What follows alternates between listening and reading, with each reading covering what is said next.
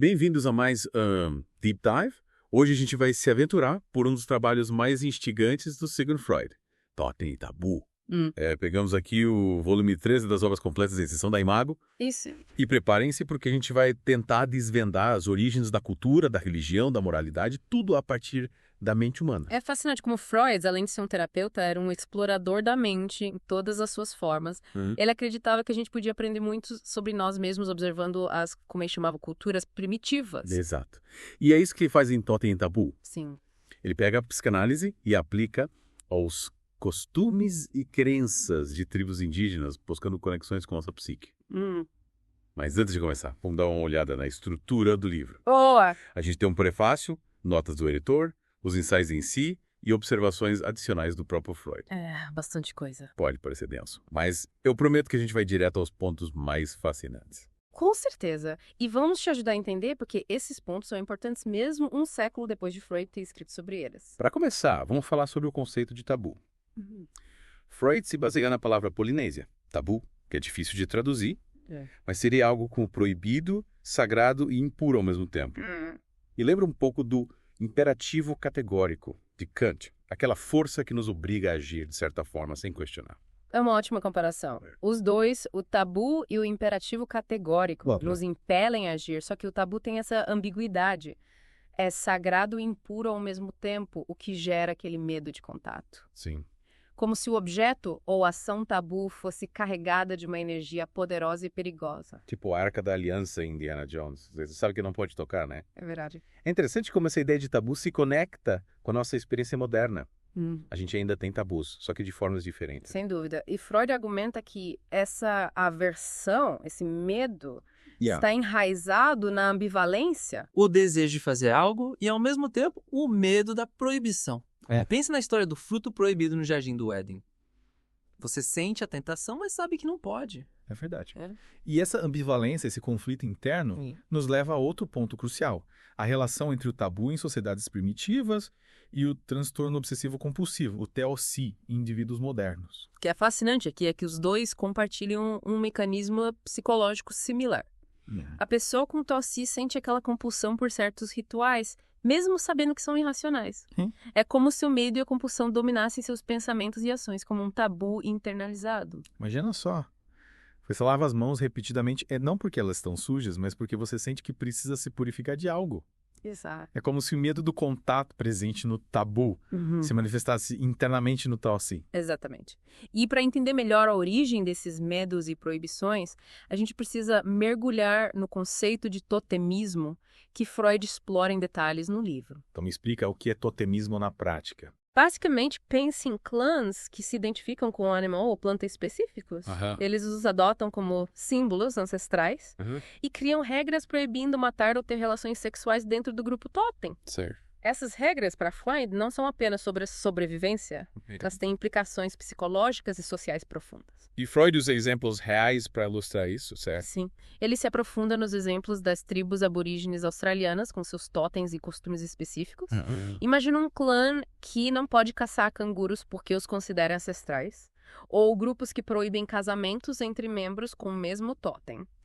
É como se o totem representasse algo sagrado e, ao mesmo tempo, perigoso, como a gente viu no conceito de tabu. Entendi, mas onde entra o famoso e controverso complexo de Édipo nessa história? É aqui que a coisa fica interessante. Freud descreve a relação de um menino com seus pais, destacando o desejo inconsciente pela mãe e a rivalidade com o pai. Uma ideia revolucionária para a época e que ainda gera debate. E como ele conecta o complexo de Édipo ao totemismo? Freud argumenta que a proibição do incesto, central no totemismo, teria se originado de um evento primordial, a horda primeva. Imagina um pai dominador, controlando todas as fêmeas e expulsando seus rivais, que são seus próprios filhos. Uma situação familiar um tanto quanto complicada, para dizer o mínimo. Com certeza. E esses filhos eventualmente se unem e matam o pai. Nossa, é um ato de libertação. Mas que gera um profundo sentimento de culpa. Para lidar com essa culpa, eles criam os totens e as proibições, representando a renúncia aos desejos incestuosos e a sublimação da figura paterna. E o totem seria uma forma de lidar com a culpa do assassinato do pai. Mas essa horda primeva realmente existiu. Freud usa essa narrativa hipotética para explicar a origem do tabu e da organização social. É como se a culpa pelo assassinato do pai primeiro tivesse moldado a consciência moral da humanidade. E essa culpa nos leva a outro ponto importante, o sacrifício. Que tipo de sacrifício? Freud destaca a refeição totêmica, onde o clã se alimenta do animal totêmico. Para ele, esse ato reforça os laços sociais e alivia a culpa pela morte do pai simbólico. É como se comesse um animal totêmico para se conectar com o pai, mas também para apaziguar a culpa de tê-lo matado. Exatamente. Comer junto é um ato poderoso, um símbolo de união, mesmo nos dias de hoje. Freud até traça um paralelo com a Eucaristia no cristianismo, a comunhão através do corpo e sangue de Cristo. Interessante. É como se o ato de comer junto, de compartilhar o alimento, tivesse um significado psicológico profundo desde os primórdios da humanidade. Com certeza. E a partir dessa ideia de sacrifício e comunhão, Freud nos leva a outro conceito fundamental. A projeção é um mecanismo de defesa psíquica, onde a gente atribui nossos próprios pensamentos ou sentimentos indesejáveis a outras pessoas ou coisas. Você acha que todo mundo já fez isso em algum momento da vida, né? Tipo, quando você acusa um amigo de ser egoísta, mas na verdade é você quem está sendo. É isso mesmo. E Freud relaciona a projeção ao animismo, a crença em espíritos. Para ele, nós projetamos nossos processos mentais no mundo exterior, criando um mundo povoado por deuses, demônios e forças sobrenaturais. É como se externalizássemos nossos medos, desejos e culpas, dando a eles forma e poder. Tipo os deuses gregos, que eram cheios de falhas e emoções humanas? Exatamente. E essa projeção, segundo Freud, está na base de muitas crenças e rituais religiosos. Dá cobrimos bastante coisa. Mas antes de continuarmos, o que te chamou mais atenção até agora? O que me fascina é como Freud usa a psicanálise para investigar os fenômenos culturais e religiosos. Ele nos convida a questionar a origem das nossas crenças, dos nossos medos e da nossa moralidade. E você, o que achou? Acho incrível como ele conecta ideias que, à primeira vista, parecem totalmente distintas. Tabu, TOC, totemismo, complexo de Édipo. É como se estivesse tecendo uma teia revelando as conexões ocultas entre a mente individual e a cultura. Essa teia nos leva a questionar.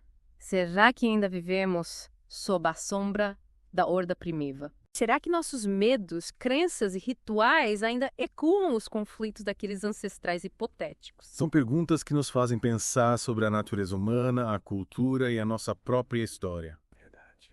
Mas ainda temos muito a explorar. Prepare-se. Porque na próxima parte da nossa jornada a gente vai se aprofundar ainda mais nos conceitos de tabu, totemismo e horda primitiva. Até a próxima. Pois é. E se a gente pensar bem, essa ideia da horda primitiva e do assassinato do pai simbólico, nos leva de volta àquela questão da ambivalência, do conflito entre desejo e proibição, que a gente discutiu no começo. Verdade. Lembra que a gente falou que tabu e totoci, apesar de se manifestarem de formas diferentes, compartilham dessa dinâmica de ambivalência? Exatamente. E Freud vai além, mostrando como essa ambivalência se manifesta em diversos tipos de tabus. Desde os mais básicos, como o tabu sobre o incesto, aos mais complexos, como o tabu sobre os chefes e reis. Agora você me deixou curiosa. Que tipo de ambivalência a gente pode encontrar na relação com figura de poder? À primeira vista, parece que o que predomina é o respeito, a obediência ou até mesmo o medo. É aí que está a sacada de Freud. Ele argumenta que o poder, seja do pai, do chefe ou do rei, gera, ao mesmo tempo, admiração e temor. Sim. É como se a figura de autoridade fosse carregada de uma energia ambivalente, capaz de proteger e destruir. Interessante. Então, os tabus que cercam os reis, por exemplo, não seriam apenas para proteger a figura do rei, mas também para proteger as pessoas do poder do rei. Exatamente. Freud cita exemplos de culturas onde tocar no rei é considerado um ato perigoso que pode causar doenças ou até mesmo a morte. Nossa. Mas, ao mesmo tempo, existem rituais onde o toque do rei é visto como uma forma de cura ou proteção. É como se o rei fosse um condutor de energia. Que precisa ser isolado para evitar que essa energia se disperse de forma descontrolada, causando danos. Mas essa energia também pode ser canalizada para o bem, através de rituais específicos. Perfeito. E essa dualidade, essa ambivalência em relação ao poder, nos faz pensar. Será que ela ainda se manifesta na nossa sociedade, mesmo que de forma inconsciente? Afinal, ainda hoje somos fascinados por figuras de poder, seja na política, nas artes ou nos esportes. Sim. E essa fascinação muitas vezes vem acompanhada de temor e desconfiança. Verdade. A gente admira, idolatrar, mas ao mesmo tempo teme, critica, questiona.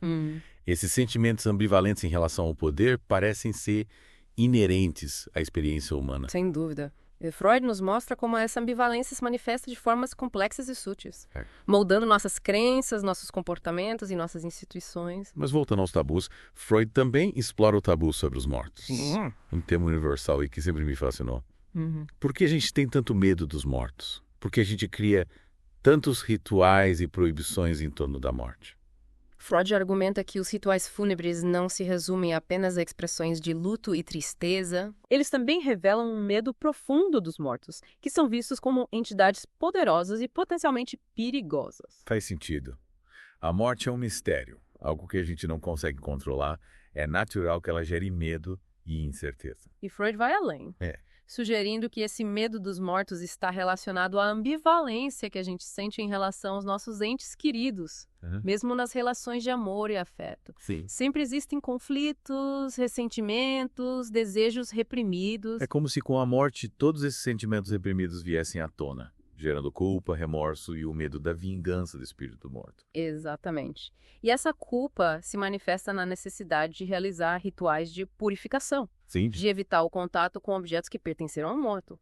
E até mesmo de proibir a menção do seu nome. É como se a gente tentasse controlar o espírito do morto através de proibições e rituais, como uma forma de lidar com a culpa e o medo. E Freud nos mostra que esse medo dos mortos, essa necessidade de controlar o que a gente não pode controlar, ainda se manifesta na nossa sociedade, mesmo que de forma inconsciente. Afinal, ainda hoje, nos apegamos a rituais, superstições e crenças que nos ajudam a lidar com a finitude da vida. É verdade. A gente busca conforto em rituais, em crenças, em qualquer coisa que nos ajude a dar sentido à morte e à nossa própria finitude. E é justamente essa busca por significado, por controle e por conexão com o que transcende a nossa compreensão, que move a humanidade desde os primórdios da civilização. Nossa, essa conversa está me fazendo repensar muitas coisas. Mas ainda temos um capítulo importante para explorar. A teoria de Freud sobre o totemismo, a horda primeva e a origem da cultura. É isso mesmo. E essa parte é ainda mais instigante e controversa. Prepare-se para mergulhar nos mistérios da mente primitiva. Chegou a hora da gente mergulhar na parte mais fascinante e controversa de Totem e Tabu, a teoria de Freud sobre o totemismo e a horda primeva. Prepare-se, porque aqui a gente vai viajar no tempo, tentar entender as origens da cultura e da religião. É aqui que o Freud se aventura de vez no território da especulação, usando a psicanálise para desvendar os mistérios da mente primitiva. Isso. Mas em que dados ele se baseia para construir essa teoria? Freud usa principalmente dados antropológicos da época, especialmente estudos sobre tribos aborígenes australianas. A partir desses dados, ele argumenta que a chave para entender o totemismo está na relação entre pai e filho, no complexo de Édipo e na culpa primordial. Lembra que a gente falou sobre isso? Sim. O complexo de Édipo, aquele desejo inconsciente do menino pela mãe e a rivalidade com o pai. Isso. Mas como isso se conecta com o totemismo? Freud propõe a existência da horda primeva, uma organização social hipotética onde um pai todo-poderoso dominava as fêmeas e expulsava seus filhos rivais. É como se fosse uma versão primitiva e brutal do complexo de Édipo em escala social. Então, em vez de um único pai, imagine um pai dominante que controla todo o grupo. E os filhos, excluídos e reprimidos, se rebelam contra esse poder. Exatamente. E essa rebelião culmina no assassinato do pai primevo. Um ato de libertação. Mas que gera um profundo sentimento de culpa nos filhos. Para lidar com essa culpa, eles criam os totens e as proibições como uma forma de expiação e de sublimação da figura paterna. Então o totem seria uma representação ambivalente do pai. Isso. A figura amada e odiada, que precisa ser venerada e temida ao mesmo tempo. Exato. O totem representa o pai morto e, ao mesmo tempo, a união dos irmãos que o mataram. Certo. As proibições totêmicas, como a proibição do incesto, representam a renúncia aos desejos que levaram ao assassinato do pai. É como se a cultura e a moralidade tivessem se originado da culpa e da necessidade de controlar os impulsos primitivos. E a refeição totêmica, aquela que a gente comentou antes, onde o clã se alimenta do animal totêmico, onde ela se encaixa nessa história. Para Freud, a refeição totêmica é uma forma de reviver simbolicamente o assassinato do pai primevo. É como se comessem um animal totêmico para se conectar com o pai. Sim. Mas também para apaziguar a culpa de tê-lo matado. Através desse ato, eles reforçam os laços sociais e tentam lidar com a culpa primordial. É uma teoria realmente instigante. Freud conecta a psicanálise, a antropologia E a história da religião num grande quebra-cabeça sobre a origem da cultura. Sem dúvida. Ele nos mostra como os temas da culpa, do desejo, da repressão e da sublimação se entrelaçam na formação da cultura e da civilização. Mas é importante lembrar que essa teoria é controversa e tem sido alvo de críticas ao longo dos anos. Quais são as principais críticas a essa teoria? Muitos antropólogos questionam a universalidade do complexo de Édipo e da horda primeva como modelos explicativos. Afinal, Freud se baseia em dados limitados e em reconstruções hipotéticas do passado. Sim. Nem todas as culturas se encaixam nesse modelo e existem outras formas de interpretar a origem do totemismo e da religião. Entendi. Mas mesmo com as controvérsias, Totem e Tabu nos convida a pensar sobre as origens da nossa cultura, da nossa moralidade, da nossa relação com o poder. Exatamente. Freud nos provoca a questionar de onde vêm nossas crenças, nossos medos e nossos desejos mais profundos. Que forças moldaram a psique humana ao longo da história? E a resposta, como sempre, é complexa e multifacetada. Totem e Tabu é uma obra que nos convida a uma jornada intelectual desafiadora, nos levando a explorar os labirintos da mente humana e os mistérios da civilização. Esperamos que esse mergulho tenha despertado a sua curiosidade. Só isso aí. E estimulado a sua reflexão. A psicanálise de Freud nos oferece ferramentas poderosas para entender a nós mesmos e ao mundo ao nosso redor. É isso aí. Continue explorando as ideias de Freud, busque outras perspectivas e não tenha medo de questionar, de duvidar, de elaborar suas próprias conclusões. Até a próxima.